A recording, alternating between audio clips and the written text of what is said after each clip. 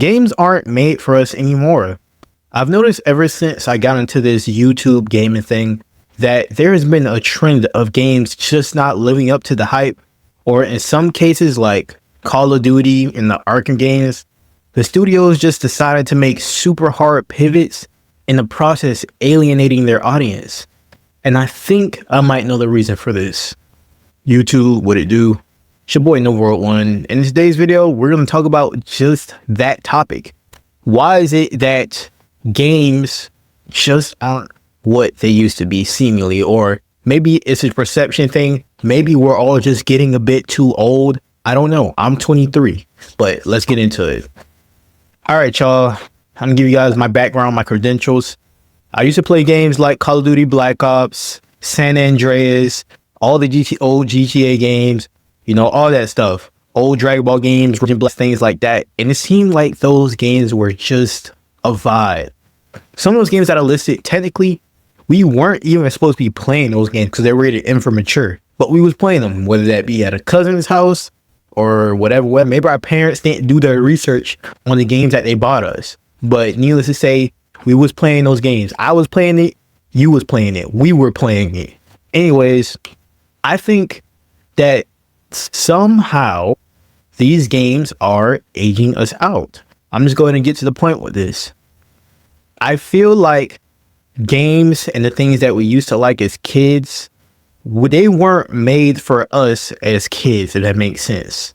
They introduced us to a more mature way of thinking through games like Call of Duty and GTA. And I guess our minds weren't, how can I put it? Our minds were more acclimated to that style of gaming, right?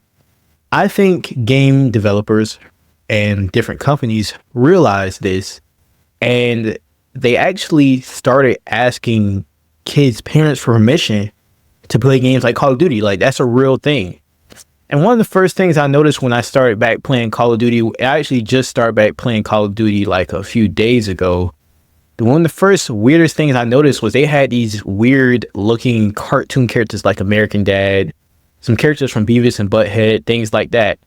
And the characters that they have in the store and the bundles are a lot more flashy. It's almost like they're trying to emulate one of the most famous games out, Fortnite. Couple that with the fact that they're asking kids' parents permission to allow their kids to play Call of Duty, it's clear where the genre of games is going. They're trying to kidify everything to make it more accessible to kids, even though the game is rated M for mature. And it's not just video games. It's TV shows, it's anime, it's franchises, allowing for a more, how can I put it, casual version of play. There's a casual Warzone mode, and there's a casual Resurgence mode as well that I noticed, where it has bots and players in it.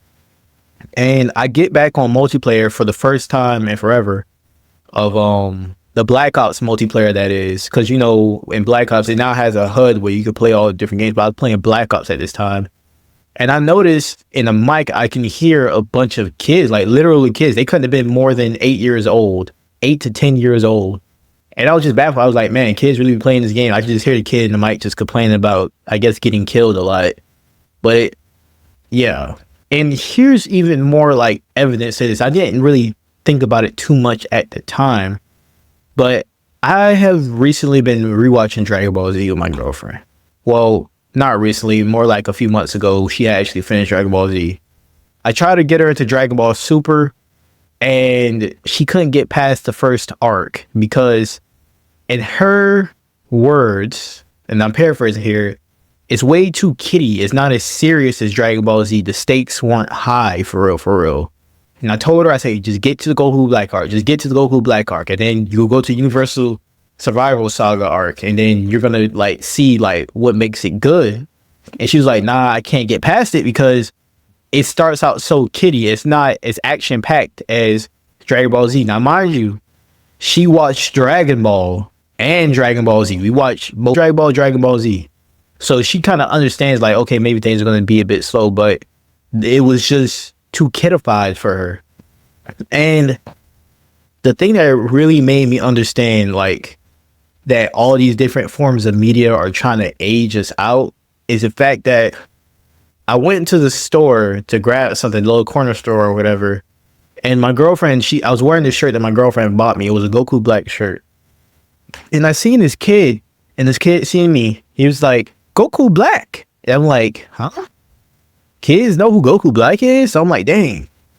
I'm starting to feel old because I'm only 23.